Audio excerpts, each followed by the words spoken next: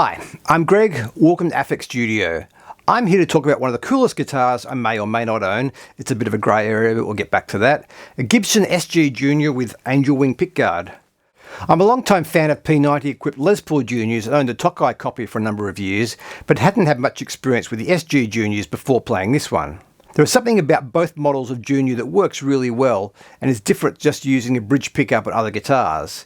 You can hear examples of this one with the controls wide open in my two Gibson comparison videos, but they are a guitar that sounds best with a few tweaks to the volume and tone. I'm playing everything through a Tweed Deluxe style amp with a Marshall channel, set with the volume on 11 and the tone on 7, out of 12 of course, into a 12-inch Celestion. All the volume and tone changes are coming from the guitar.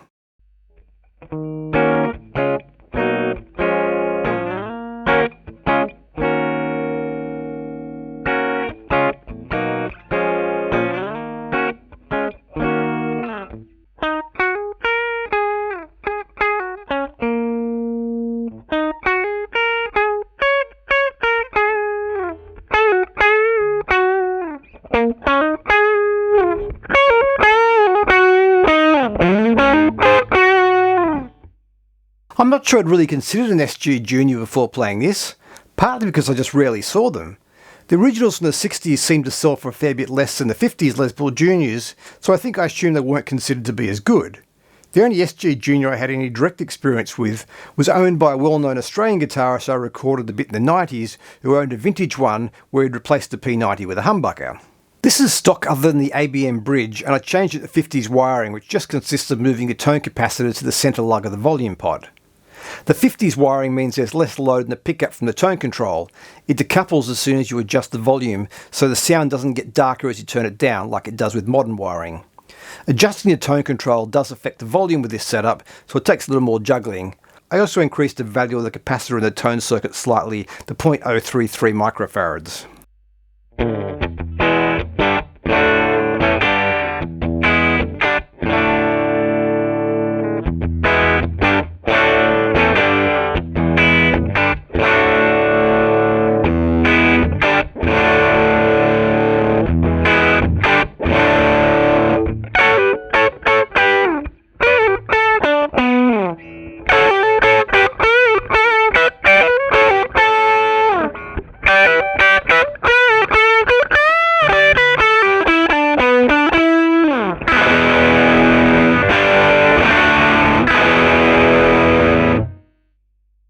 The SG Junior sounds a little different to any Les Paul Junior I've played, which I assume is to do with a thinner body, as other than that the specs are exactly the same. I haven't played this one as much as I could have, as my daughter claimed it. She'd always wanted to play guitar, and this is the one that actually inspired her to start. Fine with me, really easy guitar to play, and that's what you need when you're starting out. Easier the better. She's very aware this is an incredible beginner's guitar, although it does like to remind me that it was introduced as a student model, although we're all students really, aren't we?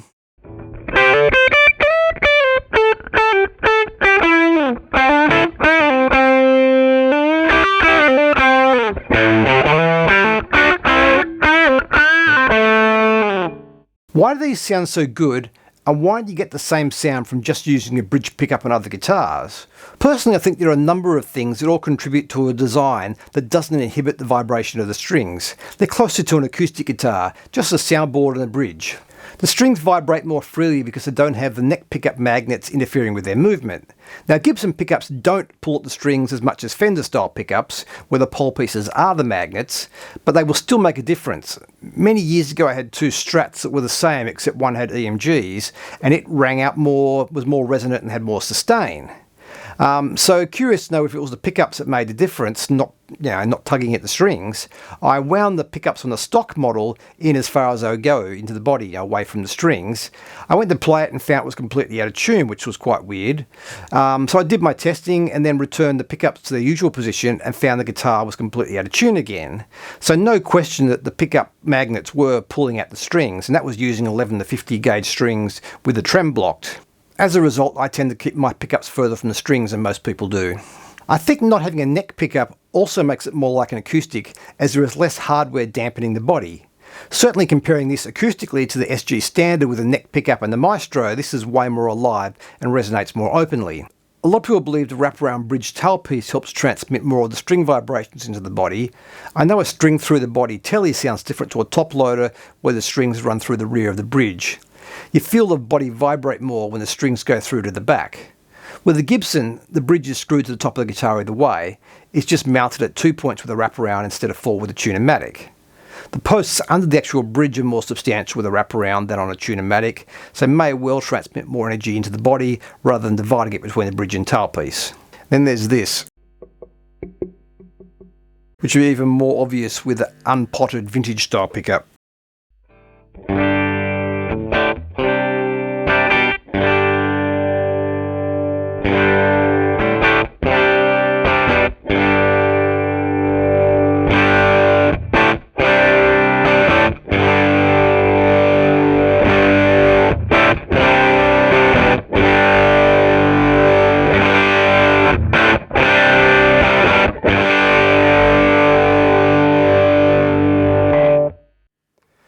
The current version seems to be the same as this, except with a lightning bar tailpiece, which should intonate a lot better. It seems that only the first of these, released in 2019, came with a vintage style uncompensated bar tailpiece. So that's either my or my daughter's SG Junior, depends on who you ask. A way more versatile guitar than it would appear. We've heard a fair bit of dirt this time, and they certainly are a great rock guitar. You can hear it through the clean amps in my 2 Gibson style comparison videos. Super lightweight, and I find the slim taper necks on these original collection models to be really comfortable. There's something really satisfying about getting a great tone out of such a simple guitar. So as always, thanks for watching. Please like and subscribe. Please invite your friends along, and hopefully I'll see you soon.